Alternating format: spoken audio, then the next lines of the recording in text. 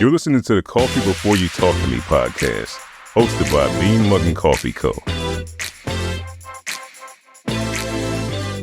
Welcome to the Coffee Before You Talk to Me podcast, hosted by Bean Mug and Coffee Co. I am Jose, along with Tom. Tom, my good friend, who do we have on the show with us today? Well, first, Jose, glad to be back for another episode here today. And today in studio, we have our good friend Angelo Gingerelli, a man of many talents, from authoring a book to being on the Jersey Shore comedy scene, and a whole bunch of physical activity that we'll probably talk about too. Yeah. So Angelo, good to have you here today, man. I can't be more excited, man. I love you guys. I love Bean Mugging. Super happy to be here. Real quick, our connect, you said we know each other for a long time, but one thing I want to give you guys credit for up top before I forget, you were by far the first entity besides my immediate family to see any of the vision of the Me and My Cousins podcast. That's awesome. Yeah, man, during COVID, I couldn't get out and do stand-up, and I had a cousin who was in his 20s, a cousin in his 30s, and I was in my early 40s at the time, and we just kind of like on the phone, what should we do? We're having some fun, like COVID Zoom calls and stuff like that. I'm not saying COVID was fun. It was obviously very serious. But fun moments. Yeah, so we decided to give that a shot because we couldn't get out of the house and do other things. Yeah. And super early on, you guys jumped on, and Jose called me and wanted to sponsor it, and I was then, and I am still super excited because you were at the very beginning of Bean Mug and Coffee. I was at the beginning of this next step of my career, and we got to take that step together. I think it's been really cool for the last couple of years. Yeah, no, I appreciate it. That was a good time. That was some good listens for a little bit there. It was definitely some good listens. I mean, it's kind of come full circle now, I guess. Like now, where we got you in here on our podcast. Like it was cool to. I mean, that's the first, right? Like the out. First time we've been on a podcast, and then we've had them on a podcast. So yeah. This might be the first time this has ever happened, where a company sponsored a podcast. That podcast ended, and then the company started another podcast and had the people back on. Yeah, it's like we're in like mirrored sunglasses in a mirror. You keep seeing reflection of the same thing over and over again. And I think it was cool too because there's three of you guys, there was three of me and my cousins, and we kind of there was a cool natural collaboration. I think Jay and Kenny still talk. Like they're still like I think so too. They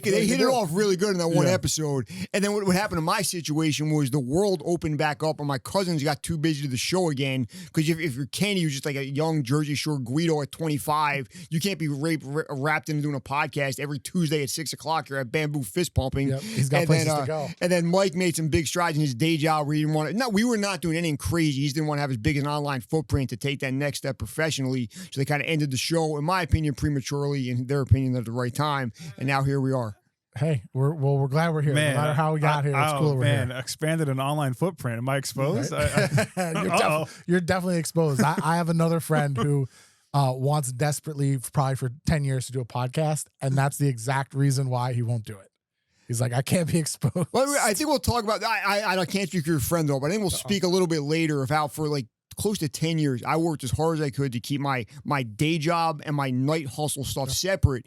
And during COVID, actually, they couldn't be separated anymore because I was producing online content for my day job because the only person on my job that could do it. And that led to everybody at the day job following me on Instagram and Twitter, right? And then since we've come back, thus far, fingers crossed, knock on wood, whatever superstitions you believe in, everybody I work with has been super supportive of the comedy and writing stuff. So what I thought was going to be a bad thing turned out to be a kind of a positive in both worlds. See, positives coming out of COVID. I mean, for my 9 to 5 during my interview, my boss said to me, he said, so I mean, obviously there has to be more than life than like coming to work, working here, going home and doing it over. Like, what else are you about? And I was like, oh, well, funny you say that. I was like, I had a clothing line at the time. I said, here, go to this website. This is this clothing company I have, like this and that. And he was like, from the jump, like any business I've had since then, he supported all of them because we were honest from the beginning, which I thought was interesting. Nice. So Angelo and we've known each other for quite a bit of time here. I don't know exactly the year, but I mean, I'm saying probably 2015 in there somewhere. That sounds about right, because I know I met Chris Rockwell in the beginning of 2015. I did one of his shows down at, it was called Revolutionary Lounge at the time in Toms River. Mm-hmm. And I met you, and we can talk about Karma Cartel, I'm assuming, right? Yep. I became aware of the clothing line and you right after that. So right around that spring or summer probably. So, so we've had some great conversation through the years, usually in between the hours of like 11 p.m. and 2 a.m. We're two busy men, yes. Yeah, so that's and we'll get into, there's one conversation that we had that I'm going to get into later, but when we had you on the podcast or had an idea for you to come on the podcast, I was like, oh, great, because he had one of the best conversations I ever had. about hustling, and we'll get into that. Oh boy. But I don't know if you remember, but we'll get to it. So Hustle's a little bit of a hot topic. I'm not gonna steer Jose off track, but we got into it I think once so far on the podcast, maybe twice even on the first couple of episodes. So that'll be a fun part of the conversation for sure. So we usually start with our guests. We usually ask them the same question, and that is, what gets you up in the morning? Okay, I think I'm going to give I've been thinking about this since you sent me that email, right? And I hate to say it because it's a cliched answer, but it's also my answer. It's first and foremost my family. I have a wife and a daughter. We've been together, me and Mark been together 15 years. My daughter just turned 8 years old. So we're like a decade into this relationship. We have a great family unit. My wife understands. We'll get into what hustle means and grind all stuff later. But she is one of us, right? Day job, night job, always doing stuff online. She gets it, right? And I think if you don't have a partner that gets it, that's going to make anything you try to do much harder, right? 100%. So we have a good relationship. I might have a stand-up show on a Monday. She's got her daughter on Monday. She's teaching yoga class on Tuesday. I jump in and take care of my daughter on Tuesday. Whatever we need to do, that works, right? I have an 8-year-old daughter that is honestly, she's smarter than me already. She's a little rock star. I talk with her on stage a lot, and she likes that, which I'm kind of lucky I get to do that. And then I think beyond, and I just want to do everything I can to give them the best life possible, right? And I think a lot of times that gets caught up in, I want to have the most money and take the best vacations and make sure she has the right car when she turns 16. But I think I'm trying to make it a little bit bigger than that, where I'm around every day and she sees me and she's me being passionate about things, and she sees me and my wife, her mother, trying to get better every day, right? Like I coached her softball team this year, and there was nights she went 4 for 5 at the plate, had great games. Like that's great, but how do we get to 5 for 5 tomorrow? How do we beat Tanton Falls that we just beat Eatontown this week? And not trying to be that super overbearing sports parent, but I think the idea of like getting better all the time is one thing that really drives me. And then the last thing I think, and we mentioned Chris Rockwell already, and guys like that I'm really about community, man. If you watch my social media, I love promoting small businesses. I love art shows and open mics and stand-up comedy. And my friend writes a book. I want to be the first person to buy it. Because I think what we're doing at the Jersey Shore, and I'm sure this is going on all over, but my little community here, there's so many people doing so many cool things. If I could be a part of that, why not? Like I remember Karma Cartel was you guys were running with that. And I was like, we knew people didn't have a single piece of Karma Cartel merchandise, and they had a closet full of polo, and Ralph Lauren couldn't care if they lived or died, right? Yeah, or like you guys selling bean mugging. If I need coffee and bean mugging's available, I'm getting bean mugging. Because Starbucks doesn't care if I live or die, right? You guys, I think, might, if it fell on the right day of the week and the weather was nice, if I died, to come to the funeral. Maybe. Right? Depending on what other plans you had that week. But like I was saying, like last year, there's that Soulsational Festival down in Shore, right? And you guys didn't do it this year, but you did it last year. It's 105 degrees. There's hippies everywhere. And my wife is part of that world. So I'm not making fun of it. They're always cool with my family. It's like, I always make a joke. That event is like if everybody in high school in Ocean County, no one told them they couldn't pursue their dreams, they would go to that field and pursue their dreams of like selling bracelets and beads and macrame backpacks. They'd be hustling. Yeah, but you guys were there. So I'm like, I'll walk past 100 concession stands of people I don't know to go get a cup from Bean Mug and Coffee because they're my guys. Yeah. And I think that day was like a microcosm of the way I try to live my life. That's awesome, man. And obviously, certainly, first and foremost, appreciate the support. But it's a cool outlook to have, man. Like we have this conversation often, like at events that we do, and we see people sometimes all the time, and you support them. Doesn't always go both ways, and that's cool. But it's cool to find people that that's like you said, the way you try to live your life is I think aligns with about it. If you follow him on Instagram, and we'll get the socials later, but when you follow him on Instagram, like any given weekend, he'll recap it at like 4:00 in the afternoon of like all these places he's been to that day. He'll go to like, you talked to like somebody who's like, oh, I'm going to try to make this event. He's making 3 local events. I'm always amazed that like with his family, with your family, with his wife and his daughter too. I'm always amazed. Like I see your Instagram or your Facebook or whatever, and like all the stuff you're out doing, and I'm like, man, I'm just trying to float in the pool for a couple. This is crazy. That's one thing I think. Now it drives my wife crazy. I can't sit still. And that's before I drink Bean Mug and Coffee every day. So after a cup, I'm really lit. And the other thing is like we live in this unique time and place where there's so many cool things going on. I want to be a part of all of it, right? And one thing you said, I do a lot. I take my daughter to shows. I take when it's age appropriate for her to go. Sure. But I want her to be exposed to all of that, because my thing is like, if you're not doing that, what are you so busy doing? Like I have a million things we'll talk about. I do, but like is Netflix that fire to you that you can't leave your house? Like, I get maybe one NFL Sunday you watch 3 games in a row, but on Monday, sounds don't like a you good want to get out? Sunday to me. I agree. I like sports as much as the next guy, but like, I think there's so many things you go out and be a part of. Why not? Maybe 3 nights watching sports, 4 nights going out and being part of the community. You know what I mean? No, it's great, man. Like, I think a lot of people, like you almost take it for granted that all that stuff happens around you. So sometimes it gets backburnered a little bit. So you have to make that effort that you do to get out there and do all those things you want, especially when you got, a day job and a side job and your wife and your daughter and 50 different things going on. Well, the irony too, though, is that people are always like, there's nothing to do here. Yeah. But when there is something to do, you don't want to go. Yeah. So you can't have both. Yeah. No, it's not. It's people, I think there's certain segment of the population just wants to be unhappy, right? Yeah. Like, they want to write on their blogs and their Twitter and their Instagram how there's no rap shows. But when our friend Chris Rockwell does a rap show, they're not there. So what, you can't be mad, right? If you're not showing up to things that exist, right? And the other thing I think that fuels me a little bit in where I live in Long Branch right now, but I hang out in Asbury Park a lot, right? Mm-hmm. I grew up in Toms River in the 90s. When, at least for my age at the time, none of this existed, right? There was maybe a couple local bands, but you had to be 21 to go and see them. There was house party. I always make a joke. Whenever I go to an open mic now, the only version of an open mic in Toms River in the 90s was yelling your thoughts in a parking lot at Wawa 2 o'clock in the morning. Right? And now there's all kind of venues to do that stuff. And I just want to continue to be a part of it because I always think too, I'm in my 40s. There's an 18, 19-year-old kid that doesn't know that venue exists. But if I put a mic in that kid's hand for the first time, or I give that kid an opportunity to be on my podcast, or I write about something he did on one of the websites I write for, nobody did that for me, right? So I want to be that kind of light at the end of the tunnel for the kid that's trying to figure things out now, because that just didn't exist for my age group in Toms River at the time I was a teenager. You're not wrong. I mean, yeah. I remember, probably that time period, I was a little bit younger, but my grandparents lived in Toms River. And I guess it was probably the really early 90s they moved there. And there was nothing going on in Toms River then. I remember as a kid, like, it was like, all right, well, you live in Toms River because you live in Holiday City, and obviously there was a ton of people like you that grew up there and that's where you live, but it's a totally different community now in our area than it was, 20, 25 years ago, when a lot of that stuff wasn't happening. And, it's cool that, there's ways for everybody to get exposed to I just remember 37 and cars and racing. Well, you're a car That guy. was a big part of like Toms River and Wawa for me. Yeah, car racing, strip malls, and Wawas. That's it. Yeah. That's all there was. So Angelo, I know you obviously are, super into fitness. And I want to talk about that journey because I think you put in a ton of years, obviously in the fitness industry. And then from that, you co-authored a book recently.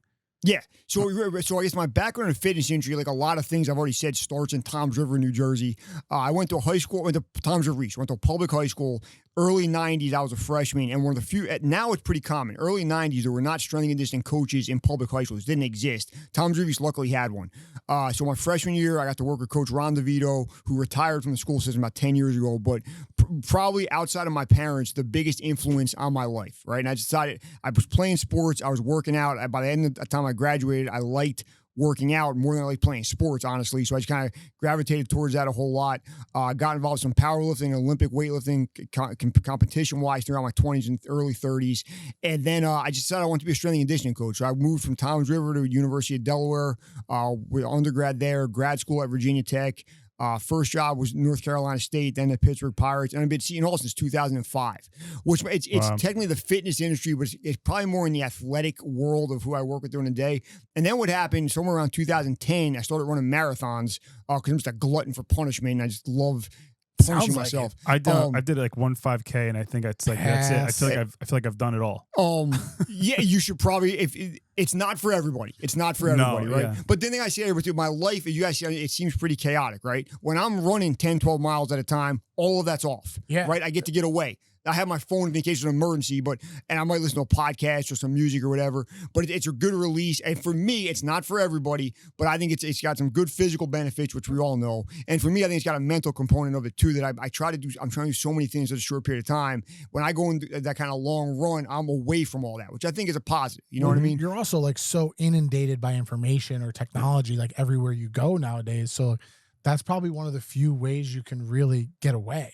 Yeah. Even if you're listening to a podcast, like it's just alone time without looking at a screen, answering your phone, sending a text message. It's Yeah. not easy to do that. Yeah, and one thing I would, and so real quick, back to I was working with pretty high level athletes in my day job, and I got really interested through being an adjunct professor how little quote unquote regular people know about the body and how it works. So we have kids graduate from the public school system, don't know what a calorie is, don't have any idea how to stay active after competitive sports are over, and that kind of I'm kind of more interested in that world now as far as educating the general population that the statistics speak for themselves. How many people are overweight or obese? What the high blood pressure levels are. Our diet is not great as a country.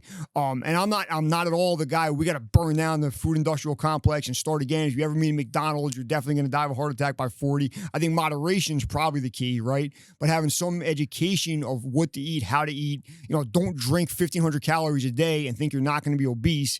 And just kind of being a little bit smarter about it is kind of the way to go, right? Yeah. And I think if I can be some part of that, that's I think I don't want to say change the world because that's way too high-minded and hippie for something I would ever say. But, make the world a better place that way. I think that might be my lane there. And then the book came about that you guys were nice enough to mention, Finish Strong. In summer of 2018, myself and another professor at Seton Hall, Richard Borgers, we were running together after work. We were lifting together a couple days a week. And we just realized we were getting a lot of questions from endurance athletes. So your runners, your cyclists, your triathletes. Mm-hmm. How do we include lifting weights into our routine? Because it just wasn't done. So I recognized a hole in the market. That information just wasn't out there at all 5 years ago. I pitched the book to a bunch of publishers. A couple were interested. We'll talk about the process later if you guys want. And then we wrote the book, turned it into the publisher on January 31st, 2020, thinking it was about to be on. Told it's about to be off. And then it kind of sat on the shelf because of, the supply chain issues that happened during COVID. And we got out in the stores in November of 2021. And I spent the last year and a half, now almost 2 years, promoting it and being on every podcast I possibly could and trying to sell as many copies, get the information out to as many people as I possibly could. And hopefully the next book comes sooner than later, but we'll see when that happens. That's great. That's awesome, man. I mean, I think like the diversity and the things in this short conversation that you've talked about, that you've done, is pretty remarkable. But I want to backtrack for a minute because I like this part of it. So you're at Seton Hall. You've been there since 2005. So I missed you by a couple of years. I spent a little bit of time at Seton Hall. Okay. Not a lot, not enough to finish, but a little bit. So like, it's kind of a cool connection. How about that, man? Did not know that. Yeah. I mean, that's not like a big, it wasn't a huge part of my life, but it was a fun year. It's a part.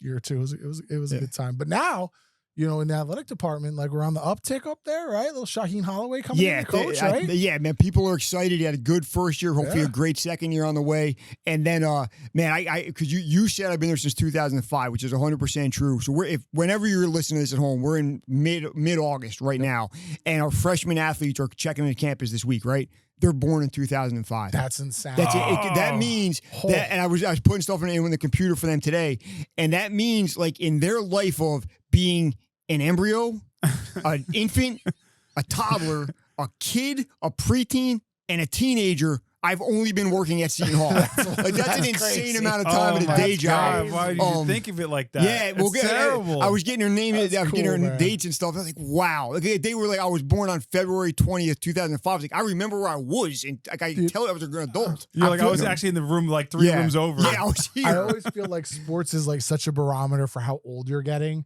Like now it's like, you see a guy, like I'm 40 now. So like you see somebody that's a professional athlete at this point, you're like, man, he did great.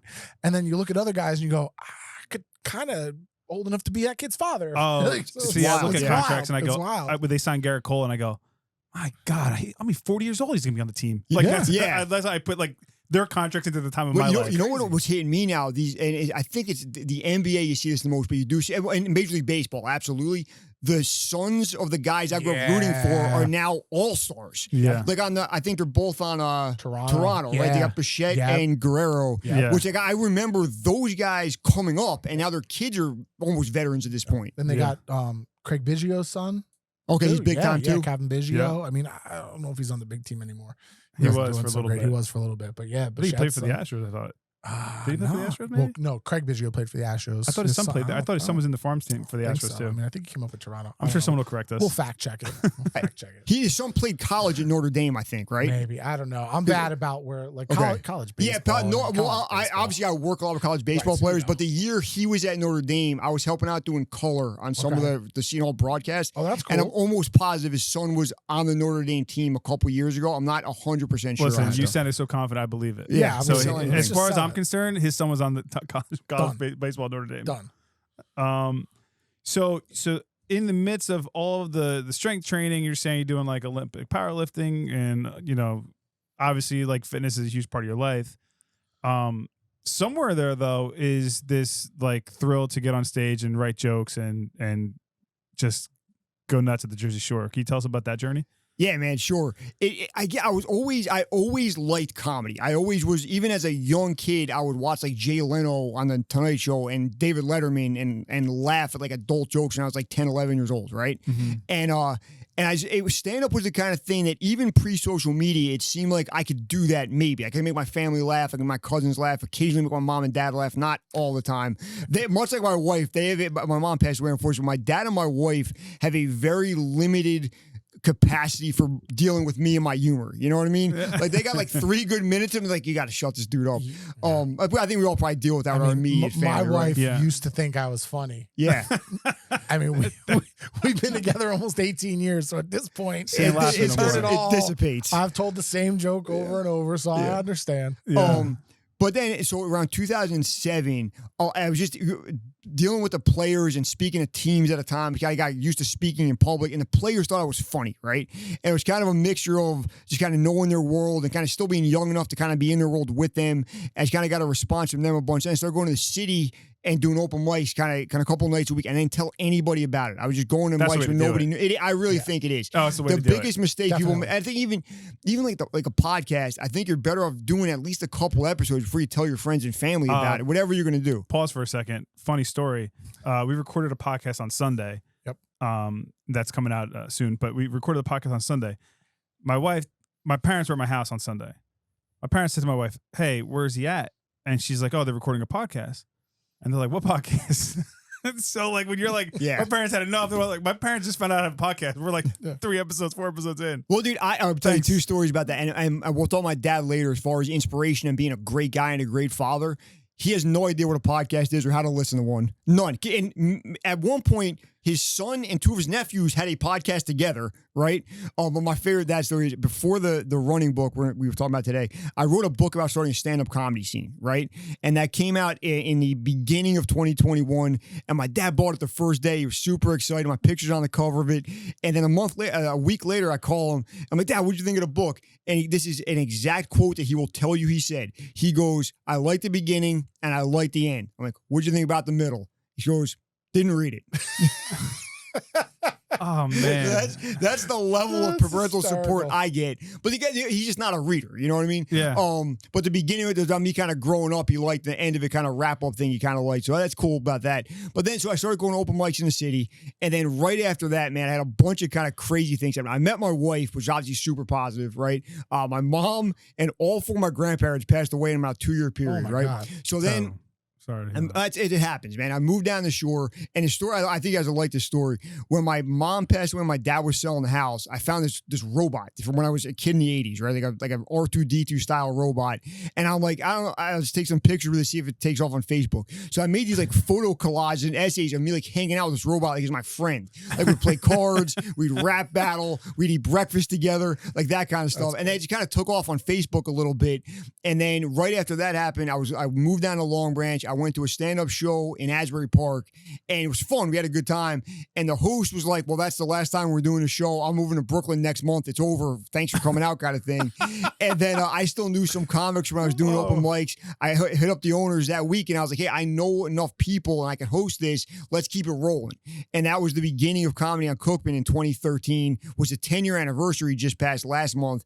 And that was what most people kind of recognize as definitely the beginning of my comedy career, but more bigger picture wise, the beginning of like the Asbury Jersey Shore alternative comedy scene all kind of started on that one night, July 13th, 2013. Yeah, that's crazy. That's a wild story, especially since you went in there and you did it, and then they tried to crush your dreams, and then the whole thing, and you just kept it rolling. That's cool. But Yeah, like, man. I think, but like, there's the key part of that to me that I picked up is like, you're so right though. You're like, listen, I did it on my own. I didn't tell anybody. Yeah. Like, because if you tell people and you get the rejection, or you don't get the encouragement, or you don't get like you just stop. You don't get the support. You just that you stop kind of immediately, expect and from you people. never know what can happen. If I could do one thing in my life differently, I don't have a lot of regrets at all. I think I've done a lot of things well. I have the regrets. I would have invested in Apple when I was 5, like those kind of things. You know what I mean? Would have bought stock in Facebook back in whatever it is. But I would have gauged the people I keep around me like this.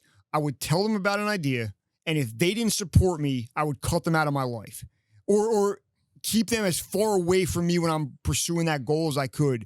Because I think you got to differentiate between hate and constructive criticism, right? Yeah. Like, for example, if you told me you're starting a coffee company and I had some experience in it, I was like, well, did you think about X, Y, Z? That's fair. Right. Valid. But if I was like, why would you ever do that? That's a stupid idea. There's already Starbucks and Rook and Boosker Do. You guys are crazy. Yeah. You would be right to cut me out of your life at that point. Right. I think that's one thing that if you're not going to be around people that are supportive, it's going to make it very hard for you to be successful. So you got to surround yourself with people who want to either see, at the bare minimum, see you succeed. At the top level, help and support you get to that goal or next level, whatever it might be. No doubt about it. I mean, I think there's a ton of people too. Like, I've had them in my life, and I'm sure Jose has too, where like they don't even realize, I think, that they're not being supportive, or that their criticism is criticism and not constructive criticism. They just think they're like giving you their life experience when, their life experience about, say, coffee is driving to the Starbucks drive-thru. Yeah. Like, they know nothing else. So it's tough, man. It's like doing certain things kind of behind closed doors and not telling people until you've done it a little bit. Yeah. And the other thing I think, real quick, I think is this. When somebody gives you advice, whether it's solicited or not, right, they can only give you what they would do. Correct. Right? So if somebody tells you can't start a coffee company, no, they can't start a coffee company. Yeah. You guys you're different people, different skill sets, different circumstances. You're telling me what I can't do, but really what you're projecting me is what you can't do, or at least you think you can't do, right? Yeah. So I think, and that's why I think about we're all sports guys to some extent, right? 100%. To play professional sports is a crazy endeavor. Oh man, but I think I criticize them like I know what I would do. Well, that's what I'm saying. Yeah, it's what everybody does. We do it literally every day. But I know. We did it every day. I mean, Yeah. but it's true. But I think that's just like sports fandom. Well, That's like and I also just a huge part of that. and I also specifically. understand because I think I misspoke on that one a little bit, because the conversation around sports fuels the machine that is sports. Right? Correct. If we're not talking about it and tweeting about it and listening to WFN on the radio, Yep. that world's completely different, right? But so I do that, and you can make an argument that I think is fair. If you're making $100 million over a couple of years, you deserve to be critiqued by your fans. There's something to be said for that, I right? think that's part of it too. But Like, especially when you talk sports and you go, hey, like you're making $100 million. And listen, no knock on people because they're top flight athletes and they're doing things Jose or I couldn't do. But they're still making $100 million to play a child's game. Yeah. to And some the degree, other you thing know? is, there's also a thing too, and I'm not a big I hate talking like sports contracts. That takes the fun out of me a little bit. But like if you're making $100 million and a guy making a league minimum is better than you, Yeah. that's a fair It's tough. critique at some point, right? Yeah, it has Now, to be. you hope the league minimum guy gets paid when that contract is Correct. off and he gets to Correct. get paid at some He doesn't point. get hurt in But between. there are guys that are you can make an argument anybody being paid that much to play a child game is overpaid. That's a fair argument. The other argument is they're generating millions of dollars. That's But the real I think the only way you can look at it and be a little objective is you get paid for the stats you put up. And there's some guys that are objectively not living up to their contracts. And All there's the some guys time. that are Well, objectively outplaying their contracts. We've also really there's moved- contracts that are unplayable. Yeah, you'll a never lot, live up a lot to of it. them are on the Yankees, and Jose and I yelled about it on Sunday. Yeah. But like a lot of sports contracts have moved from what I think you're going to do for me or what you're doing to what you already did, and we're making up for that a little bit. And Yeah. I think that's kind of like where in the sports world where there's like a huge imbalance now. But yeah, so no, I agree. But real quick, you said something before, and I'll just circle back real quick. But you're talking about like supporters and like, people don't ask you for their opinion, but they're giving it to you anyway. Like what I did back like when I was starting like different projects and did different businesses, I would put together. I had like a team of, I call them front stabbers, and they were in my chat as front stabbers. So it's about 3 or 4 people that I would bounce ideas off of, and I know that they would tell me directly like whether they thought it was a great idea, not a great idea, and would be honest with me, not like, oh yeah, go ahead and do that. And then like I turn around and they're like, what the hell is he doing that for? Yeah. So like I did choose, like, you're like, hey, listen, if I could surround my people with, I chose people that I would bounce ideas from all the time. Smart, and I still do that to this day. It's great. It's funny when Jose and I met, and we've only known each other at this point 6 years, maybe. Yeah. Like known each other, but like really only have grown close over the last like 4 years since we started. The first kind of iteration of what Bean Muggin turned into with our coffee bar.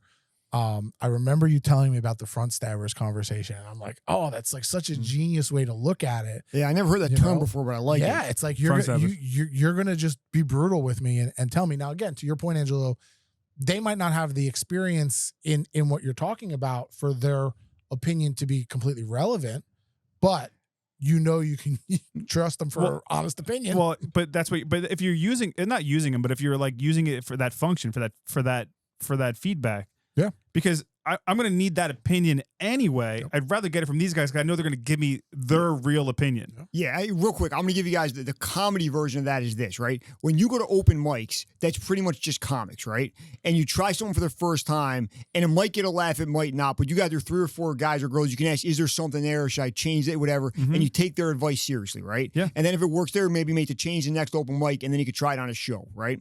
I think the one thing that is to some extent my secret weapon as a stand-up comic is having my wife to bounce ideas off of, because she looks at the world as a quote-unquote regular person, not a stand-up comic, right? So if you deal with younger comedians who have they're pretty solid, they live a pretty solitary existence, right? And their only feedback is when they go to open mics and other comics think they're funny, they're going to end up, I think, a lot of times being the funniest person to other comics and completely alienate regular people. Because comedians have a different way to view the world, and they'll laugh at things that other people consider tragic or too soon, or just it's not the right time to make this joke. So I think to some extent having a wife, husband, significant other that sees the world, that's on your team and rooting for you, but sees the world differently the way your potential customer or audience might see it, is an invaluable asset to have. 100%. And also still, though, connected to that world a little bit. You know what I mean? Not as direct as you would be or another comic would be, but she sees your show, she sees what happens, so she has a little bit more of an understanding. But again, like looks at the world differently. That's a cool way to put it. Makes sense. Funny now that you're bringing all this stuff up. I remember like I was at Brookdale, and Brookdale took me like 1,000 years to finish. So in my journey at Brookdale, I remember I filled out like an online like information for like the Manhattan School of Comedy. I almost went to Manhattan School of Comedy. That was like a real thing. I remember like getting emailed. Now that you're like saying all this stuff, like I went to New York, I was doing open mics. I was like, oh my God, Manhattan School of Comedy. I don't even know if they're around anymore, but they must have emailed me like for like 10 years. Like, you still want to enroll? Like, no, not anymore. But yeah, it's funny because I did look at comedy for a little bit. And nobody really even knows. Let me ask you this, because we brought up college. Both of you guys brought up your college experience, Manhattan School of Comedy. And I love what you guys are doing. I think Bean Muggin is the coolest thing in the world. How much of entrepreneurship and stuff you guys talk about this show can you learn in a classroom or a book? How valuable is any of that? I just curious. I think we probably both have very different perspectives on it. Yep. And different paths to entrepreneurship. So like for me, I went to Seton Hall straight out of high school. I had a good time. Nice. My grades didn't have a great time. I went to community college for a year after that and just kind of muddled through it while I was DJing. And at that point in time, I DJ'd a ton. I made a lot of money at a young age. Like, you were getting paid really well. So like that definitely had an impact on it. But while I was doing that, I started working in the office of the DJ company I was working for and, learning different things. And, it was my first like, tipping my toes into like selling anything. And I would book our DJ. We had like 20 DJs that we would book out. So we were sitting sales appointments and going through. So for me, I don't think I learned anything in my time in school that really has to do with entrepreneurship at all.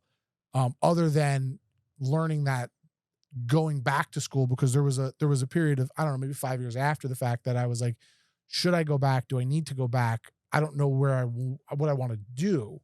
So I don't want to waste my money or my time right now. Mm-hmm. So other than knowing that or learning that going back to school probably wasn't the right path for me, as I kind of got farther into that business and it grew and it developed into, other things in the wedding world and then ultimately the caffeination station for us and bean mugging and a couple other things I've been involved with.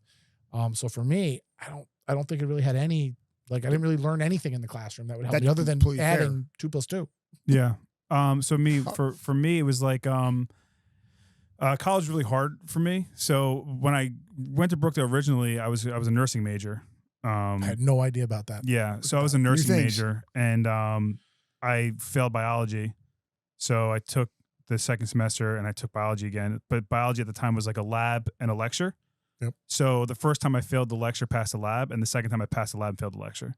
So biology, I couldn't get past biology. I couldn't get into anatomy at that point. So I had to like pump the brakes and figure out what I was going to do. I worked for my uncle for 6-7 years. He had his own company. He had a personal training business, and then he went from there. He had a catalog, fitness catalog company.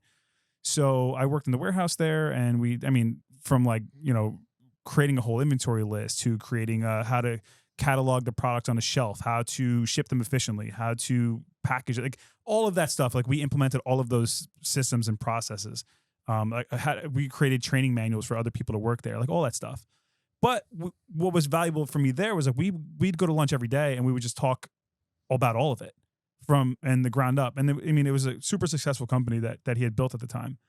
So at that point, I went back to Brookdale and I was like, I think I'm just going to go for business because I was still into business. So I thought for me, it was like, I can go to school and this is something I can tolerate because I still, even to this day, like I love reading about it. I love learning about it. So I transitioned. So I graduated Brookdale with an associate's in business administration. Then I transferred to Kane and I went to Kane and got a bachelor's in business management. So, but like, as far as like entrepreneurship, I don't think it has anything to do with it. It's a different wiring. At least for like the day to day of it. I mean, I think there's plenty of things you could learn, if you're in marketing classes or if you're in finance classes, that you're going to benefit from. But I don't think the day to day of being an entrepreneur or, no one's going to teach you the vision of where you want to get to. And not to cut you off, but there wasn't like entrepreneurial classes back then. Like there is now. Yeah. But like even then I go, but you have to be wired that way. Yeah. Yeah. Like I'm wired that way, like differently. Like I just you turn it on, it doesn't shut off till you literally go to bed. Like it was just on. Then you wake up and it's still on. You're like, did I shut this off? Yeah, I think you guys hit the nail on the head, in my opinion. I think if you know what you want to do, I want to be an engineer, I want to be a nurse, you need schooling to get into that profession, right? Mm-hmm. But I think where it falls behind is not teaching all things that go around that profession. How do you sell yourself? How do you sell your services? How do you make a living in doing whatever you want to do? I think that's where I think you guys probably did it right. There was a school component. I learned some things, but I was out there doing it every day. You learned how to sell DJ packages because you sold DJ packages every day for however many years you did it. Same thing with the fitness industry with you.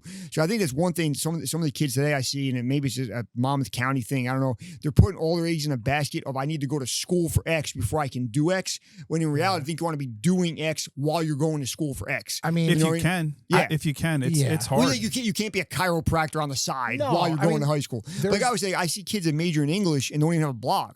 Like if you want to be a writer, start writing. Be a writer. That's the thing. If you want to be a DJ, if you want to be an actor, you got to act. Yeah. Well, it's funny though because like Tom and I share this like together, but like we DJ'd around the same time. Like I DJ'd since I was like 13, 14, 15 years old. Work for mutual people that we know. Like like my stories. Time like they proved to be true. Like we DJ, we did weddings. Like I did the whole thing. But I've always done other things. Like when we were in college, I was doing the clothing line because I worked in retail and I was a manager in retail at the time. So I was working like an assistant manager job that like you didn't need to go to school for while going to school. But then I was taking a retail management class that I was writing. Like I remember one semester I had to write 42 pages worth of papers. It was 3 papers. It totaled out to be 42 pages total worth of papers for one class in like a retail management course. But I was in retail at the time. I mean, so your work experience benefited your school experience probably more at that point. So it's just interesting. And I think that's one thing I find interesting too. Guys like us, and we find these things that don't seem to have a lot of natural connection and found a way to bring them together. And I think it took me a little while to figure out. It probably took you guys probably did a little quicker than I did. But I think the one person does think the wedding industry and coffee together, right? But you guys are putting that together. And I really think with the merch you guys are doing, your background in Karma Cartel has helped you with that, right?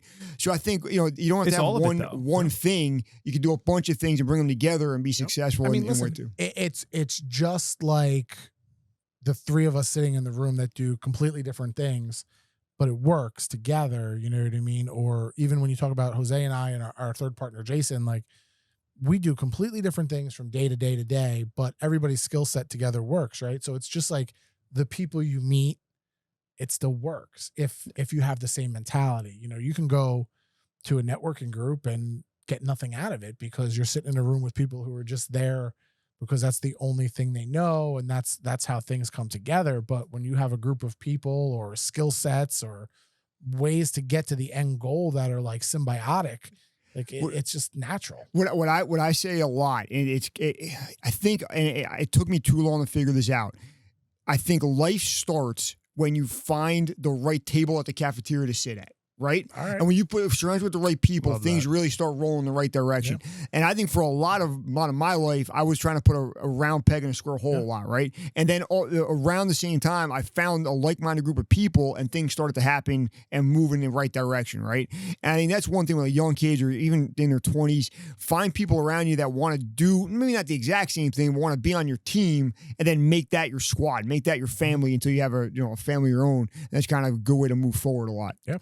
I think, and Tom and I've had this conversation actually recently though, but like, there's a part like even like when you get that resistance when you're younger with your friends and things like that. I think there's the way it was told to me was like, well, you want to live like here in like this big box, like you want to live all the way out here, but then like your friends that aren't really that supportive at the time and things like that, they just want to live in here, and like they want you to kind of live there too. Like they're comfortable there, and they're like afraid to grow and expand, so like they kind of hold you back. So I think like being true to yourself in that moment and like making those decisions when you're younger, but I'm talking like that transition between high school to college and things like that, where you really have to like make decisions for yourself. Right. And like it like sometimes the unpopular one or the hard decision isn't always the easiest decision. And I think those are like really what's going to like separate you like for that moment. You can always bounce back later, but I think you'll go farther faster if you just kind of recognize like where you want to go, where you want to be, and like start heading that direction.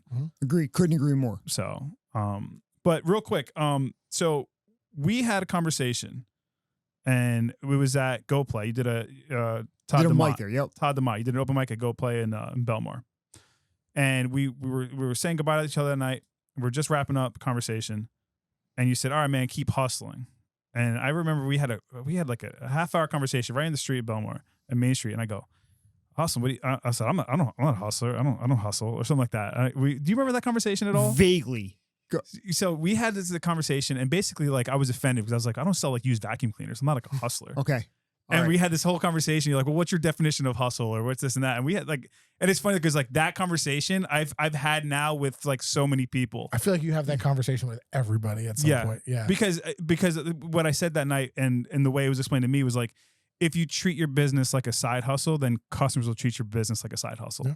Okay, fair. So I was very adamant that I was like, all right, I have to keep this as like legit, as professional as anything other business you can find, because I want people to take it seriously like I take it seriously. Well, I think that's a big part of it too, right? Like you take it seriously from the get-go because your intention is for it to not be just something on the side. Now that might take a while. 100%. It might take 5 years, whatever, but your intention from Jump Street was that this is a business. This isn't just something, like there's a lot of people that end up with businesses and they never intended to end up with a business.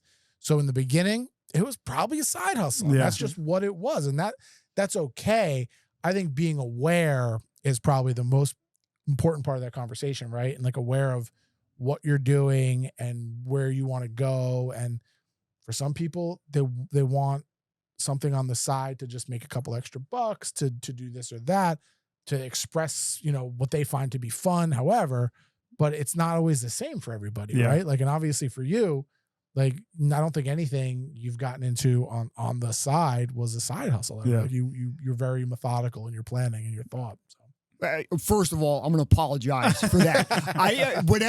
I did no means meant to offend you in any capacity. And when you explain it was a great conversation. And I'm going to say this.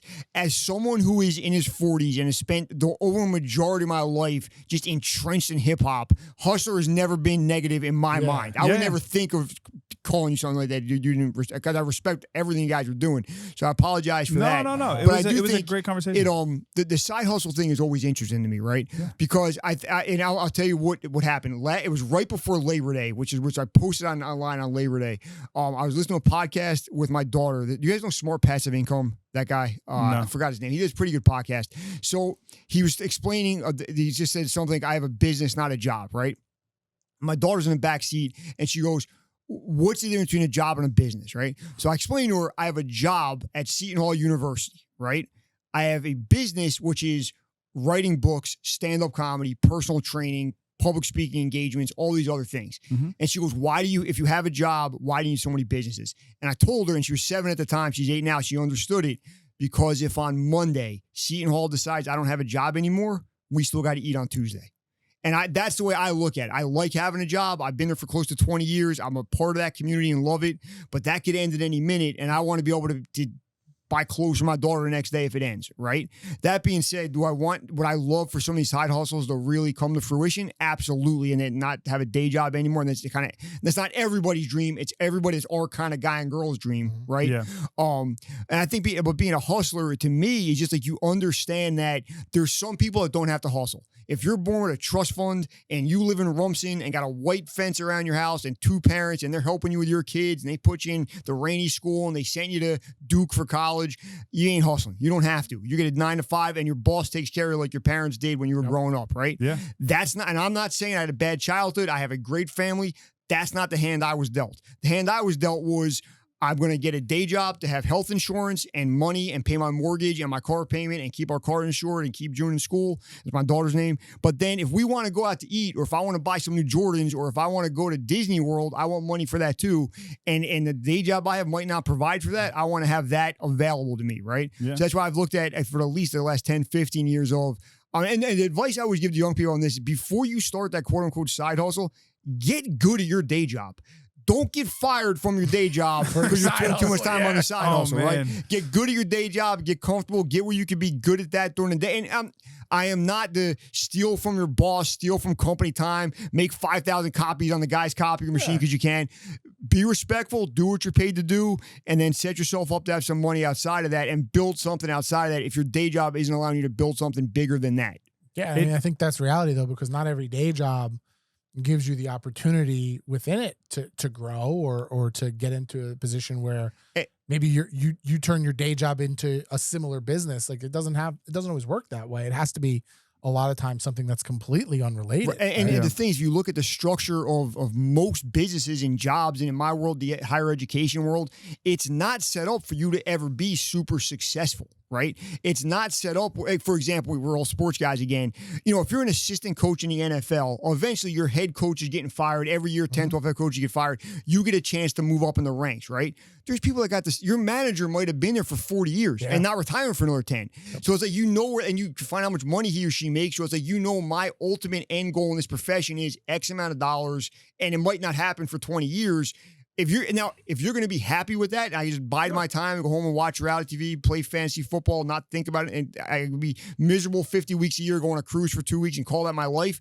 Awesome. You should completely do that. I don't think anybody in this room is happy with that, right? I've never thought like that ever. Like but it's interesting though, because I mean, and there's nothing wrong with that. No, do you guys ever envy people like that?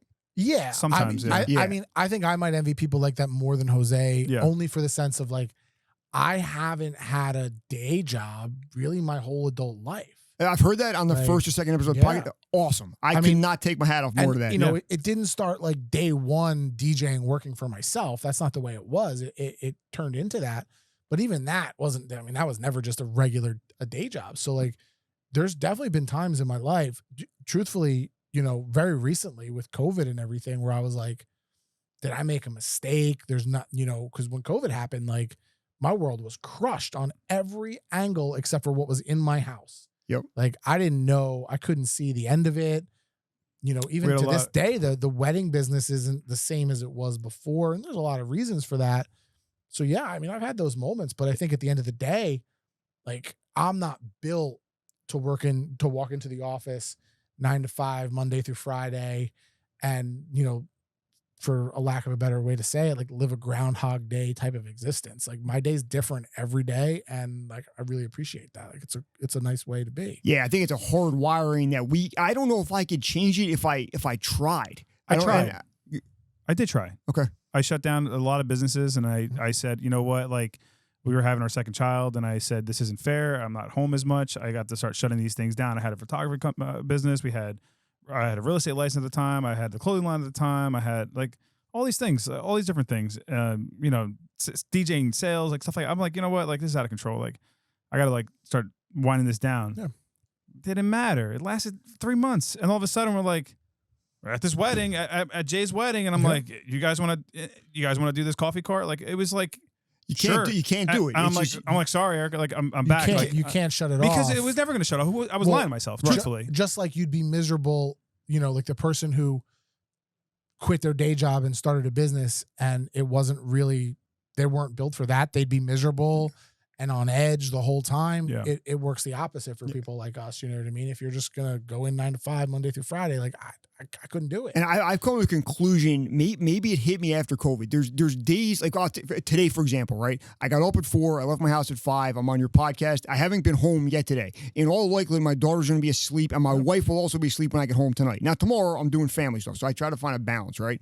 And I think some people look at it, well, don't you want to spend more time with your family, be around more? And I think you got to be around. You got to rate. There's not a lot of well-adjusted adults that be like, what was your father like? I don't know, I never saw the guy, right? That doesn't come out of Brothers' mouth. But I also think our kids seeing us function the way we do and be passionate and go after goals is an absolute positive. And I did when I was a kid, my dad, and he retired recently, but my dad was a general contractor down in Toms River and built pretty big commercial buildings, stuff like that. My mom worked in his office and was the secretary and bookkeeper for his office. And one thing, it didn't hit me till recently, I never saw an adult in my house have that Groundhog Day life. Yeah. I never saw a guy just go punch a clock. I saw a dude get up every day at 4 a.m. and love going out and building. And to the point, he just turned 70 last week. He comes to see me do stand-up, and I'm like, what'd you think of the show? And he's like, you see these ceiling joists in here? The dude can't stop thinking about construction. It's amazing, right? Yeah, it's just I think that's a valuable thing for our kids to see. I think that's to see adults striving for goals, succeeding, failing something. June's going to see me fail. She's going to see something I do not work, and she's going to be like, well, he got back up. He figured out how to do it. You know what? Like, I think seeing that's so important, because I feel like I have a lot of feelings like this. I'm sure we all do. Our kids are all same age, but like a lot of people don't allow their kids to go through failure now. And that's going to be a disastrous life for them at some point, I think. So seeing our kids, seeing us try something and it work is tremendous. And on the flip side, trying something and it didn't work, there's so much to learn from that. And they're going to learn that because they see it. You know what I mean? You said you had the conversation with your daughter about your job and your businesses, or you're listening to podcasts with her. Like, that's cool. Not everybody's going to do that. Like, it's just unique at this point, which is sad. Yeah. I think too, like for that, it's like my parents were like, they punched the clock. My dad also was in the Army, like in the military too. He was in the Army. So like he did, 21 years there. So, but I mean, his job though, I mean, like, he left before I woke up, and he came home after I had ever gotten home and stuff like that. Yeah. But like, I to me, that's the hardest part, is the balance, like the work-life balance. And like the older I get and the more time, like, again, I woke up at 4 o'clock this morning because my kids are crying. At 6 o'clock in the morning, my fire alarm went off in the house for the first time. I mean, I was already up watching TV at that point at 6 o'clock, but like, I mean, I didn't go to bed like since 4 o'clock. Worked a full day, came here doing this, but like, and I'm not calling anybody out, but a lot of these people that will question guys like us for not being around their kids enough, go look at what they're doing with their kids. They're sitting next to the kid at McDonald's. They're both on a phone, or the kids. I take pride in when I am around my family, which is a lot. Like, give them what you got. Give that 100% when you're doing it. And then when you got to go you guys do a coffee cart, I have a stand-up show, whatever, book signing, whatever, give that 100%. And that's a good thing for kids to see too, that like right now, my dad is an author and he's signing books in Barnes & Noble. Tomorrow night, I get to go see him do stand-up in Asbury. I think that's kind of a good thing too. You don't have to be just one thing. And it's a good lesson. Yeah, I think it's like when you're home though, like just being present. Yeah, it's like Well, being there's a present. difference about being present, right, and Like, being present. Yeah, Like, that's what I mean. You could Like be there, but like being but that there. doesn't always mean anything. Like I think we recorded that podcast on Sunday. So like on Sunday I ran up. I did a farmer's market. I left my house at 7:15 that morning. Yeah. Went up to Marlboro. We did a farmer's market from 9 to 1. Crushed it. Came back here. Did a podcast till that night. I didn't get home till 7:30 on Sunday. My daughter's like, Dad, like, I want to just finish this Legos.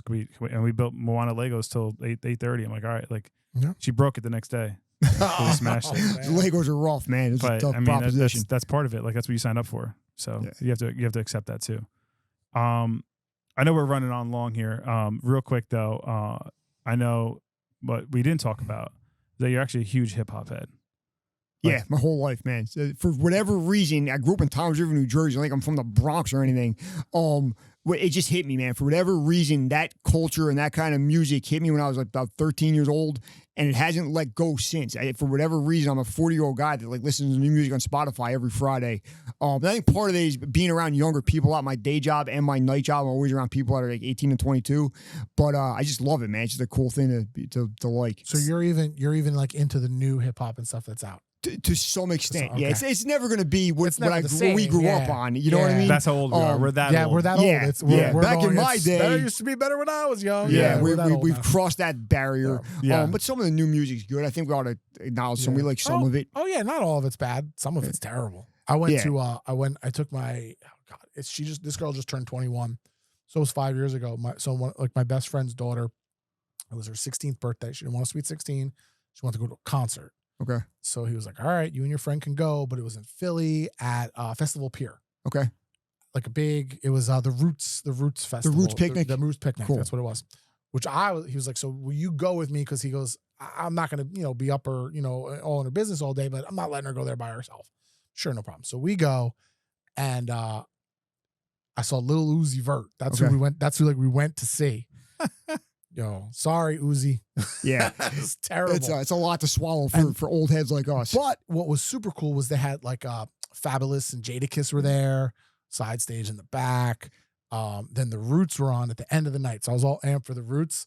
And then a thunderstorm came in 30 seconds after they started their set, and that was the end of the day. That is rough. So- That's a lot to swallow. It's a bit of a rough day. I've seen a ton of hip hop acts, and I like Jadakiss, one of my favorite rappers. And I'm thinking of really quick. I'm like, did I see Jadakiss live? And I did. Like Yeah. he was there was a summer jam where Okay. Diddy came out of a helicopter, and they Checks did out. All About the Benjamins, but like Nice. the first time like live in like a decade. Oh, So it was, like, wow. Lil Okay, Kim, cool. The Locks, Diddy. That's when you're doing the Bad Boy reunion tours and stuff, right? Yeah. That was pretty cool. So that was pretty cool. So I was like, oh man, cool. Check that off real quick. This is Jada. So yeah. but I put my list down. I have a list in my pocket. Okay. I wrote it. I made sure You got your top 5? my top 5. Yeah. Somebody better not be on it. So listen, here's my top 5. Go ahead. I put M, and then Big. I put Kanye in my top 5. I put Jay in my top 5. And I just squeaked in Jada, Okay. and he kicked out Big Pun. Big Pun was in my top 5 for a long time. Okay. But after the Versus battle, I thought Jadakiss he just owned the internet for like a week straight. That was intense. That was something else because I had Oh, my God. I thought Dipset was going to murder them in that, just from what I remember from that era. Yep. And he's such a good live performer, and has so many verses I kind of forgot about for some reason. Mhm. That was really something else, man. That was pretty impressive, like underdog victory, you might call it. Yep. And I think so. You want my top 5? Yeah. Okay, 100%. my top 5. I'm gonna say 2 things about hip hop, and then we'll let it go. My top 5. It's a pretty vanilla top 5. It's Jay-Z. I think his catalog is better than everybody else's, even if he's kind of not great now, kind of boring, but his catalog is pretty amazing. I think Eminem, being a white kid from Toms River, and him being as skilled as he is, you couldn't have not gravitated towards that if you're me and my age group. You don't like him now, I get it. And I think Biggie and Tupac are just a blueprint for everything that came after them, for better or worse.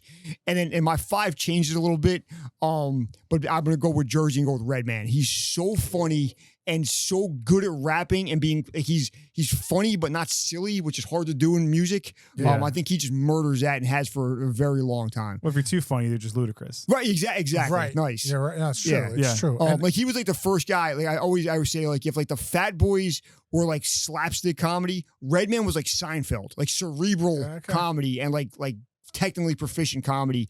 In a way I don't think too many people have pulled off as well since him. You know what I mean? But I'm gonna say this, man. We both know Chris Rockwell, right? Yeah. there's a thriving hip hop community at the Jersey Shore. And I always say there's two things entertainment wise I've been in love with since I was a preteen. It's been stand-up comedy and hip hop. And both of those things to me are better when it's local, right? Like as much as we all love Jadakiss, Jadakiss is fire. I've never been to Yonkers. I have no idea what he's talking about really. But when guys like Chris or Sure Shot or Off Top and those kids are rapping about being out at night in Asbury Park, right? Or what it's like driving down Route 9 to go over the bridge to go to Seaside. If you're Fresco, another talented young kid I like, that really resonates with me. So I always say like that, we talked about to bring it full circle. You don't support, say, Karma Cartel, but you support Polo and Ralph Lauren doesn't care about you. I think the music's the same thing, man. I think comedy's the same thing. That right now where we are, there's so many talented people doing it. Not definitely still listening to Jay-Z or Little Uzi Vert or The Roots or whoever, but there's so many young kids doing so many interesting things right around us. Support some of that too if you can. That's super cool because I mean, you make a good point. Like everybody, especially in like the hip hop world, so much of it is about where they're from and those experiences, and they're not from here. They're great stories. There's a ton. They're great stories, and they're great storytellers. But like your point's super valid about like supporting people that are local because you can then relate so much more to the story because those places. You to some level live that same existence because it's right around the corner, right? Yeah, and I think that resonates with me now, probably more than the big national acts that are like touring and doing the Lollapaloozas and the Travis Scotts of the world and all that. Because these kids are obviously much younger than me, but their experiences are not that different than it was when we were around the 90s, early 2000s. So it's kind of a cool thing going on now. Yeah, no, again, valid. It's a valid point. And I think that's just who you are as a person, right? Like I think you're just local, like you're just supporting your community at all costs, which I think is like super unique. Because like it's all of it. It's all the circles, all the niche, things. It's like almost a job to be that supportive to some degree. And I don't like that's I don't mean that in a negative way. Like it is a lot of work, and it's sometimes it's more expensive to do that. It's a lot of time, so it's tough, man. So I give you a lot of credit. Can I real quick? I did that stand-up comedy book I talked about before. All the press for that, and it's actually in the book. I keep saying this thing I think is valid to what we're doing right here. If you want to be successful yourself, right, and not support anybody else around you in whatever it is, comedy, music, coffee, restaurants, whatever you're trying to do, clothing company, you can be the king of that castle in your area. But that's a real small castle, right? And the only way, at least in the stuff I'm involved in, I don't think it applies to retail products and stuff like that as much. You get better by sharpening your sword by being around other good people, right? So in my world, if there's not a couple open mics a week and there's not a couple shows I could go to and see what other people are doing and not a couple times I could get up on stage and try things and not multiple podcasts I could go to without leaving the Jersey Shore to get better interviews, I'm going to stagnate, right? So my version of it is, my version of the world is support as much of other people doing what they can. Number one, because I want to see the community flourish, but selfishly, you get better by being a part of a community, right? Nobody gets good at playing basketball on a rim by themselves. You get good by going to the best playground you can and staying there until you're good enough to stay on the court, right? And I think we got this great thing going on now here where we have one of the best basketball courts in the world as far as entertainment, entrepreneurship, cool people doing cool things. That's how somebody gets better and takes the next step and brings everybody with them. Yeah, I think it's great. I love it. I think it's great. I mean, 100%. I couldn't agree more. Well, listen, where can people find more information about you? Whether, your books. Okay, let's throw it out there. Stand Up and Laugh, the stand-up and comedy book, is available on microcosmpublishing.com. It's not in stores. It's not on Amazon because that publisher doesn't go down that road, but that's on their website. Finish Strong, Resistance Training for Endurance Athletes by myself and Dr. RJ Borgers is on Amazon, is in Barnes & Noble, and you can get it at a couple running specialty stores around the area as well, a couple sneaker stores that's available. And then my social media, Angelo Gingerelli on Facebook is one of the best ways to reach out. Beyond that, Mr. Fifth Round on Instagram and Twitter. MR, the number 5, THRUND is probably the best way to keep up with me and everything I'm doing. And then I just want to say again, I can't thank you guys enough for I started a podcast, you guys started a coffee company probably the same month in the middle of a global pandemic. Yeah. And even though my podcast has gone away for reasons outside of my control, I always value the idea that you guys saw what we were doing and wanted to be a part of it. We try to be as big a part of it, you guys doing as we can. And then let's just keep growing together, man, and make both things as big as we can. Appreciate it. Absolutely, man. Like I think your podcast is probably a little bit of inspiration too for us to start this one. You know what I mean? Being on it was cool. Yours and I was on another one during the COVID pandemic when we started the company too. So it's it kind of has come full circle for us sitting here and doing this one. Listen, guys, it's been great. I love the conversation. And Jose, no, my friend. I was so long, My friend, man. no, so long yet. Oh, We got one more question to ask apologize. Angelo. You're right. Yeah, there's 2 questions we ask every guest. I just hit the stand. And too, with my knee. now I think part of every episode is Jose hitting into the table and shaking everything. I did. That's true. I'm 6 foot. So last question. I apologize. Last question. What's your favorite Jersey Shore memory? And I'm sure you have a ton. All right. You want to go funny or heartwarming? Whatever you want. Whatever it is. It's Okay. All right. I told the heartwarming one on a bunch of different podcasts. I'm going to give my funniest Jersey Shore memory. 10, 15 years ago, one of my best friends growing up, who actually lives pretty close to the studio we're in right now, got married. Okay. I was not the best man. His brother was the best man. I was a groomsman in the wedding, right? Mm-hmm. The same night, it was like June of 2007, my cousin was having a college graduation party that was going to end up in Seaside Heights, right? They had like a hall rented out, then taking a party bus over to, it was like Bamboo, Karma, like Temps, like that era of Seaside Every Heights, place right? that's closed. Yeah, it's all over. It's all CVS's and condos now. You can never recreate this, right? Yeah. So I go to my friend's wedding in a rented tuxedo, obviously, right? Do the whole wedding thing. This is pre-Uber. The reception starts to break up. Instead of going back to the hotel, I call a cab to take me to where my family's partying in Seaside, right? The cab starts getting crazy expensive because of whatever was surge pricing at the time. I had the guy drop me off like where Ortley hits Seaside. I'm like, I had no more money. I'm just going to walk the rest of the way. So I'm walking down the boulevard of Seaside Heights in a tuxedo at about 1 o'clock in the morning, right? People are yelling out of bars and clubs. What are you dressed up for? What prom did you just come from? Oh, right? no. I then I meet up with my family eventually. It's like the flip phone era. Like, it was hard to find people at this time, right? We meet up, we close the bars, take a party bus back home to where I somehow end up also walking from the foot of the bridge to my parents' house. I'm almost 30 when this happens, right? I wake up the next day. I have to have my mom drive me to the tuxedo place to drop it off and bring me to my car where the pre-wedding stuff happened. And then I drove home and went about the rest of my day.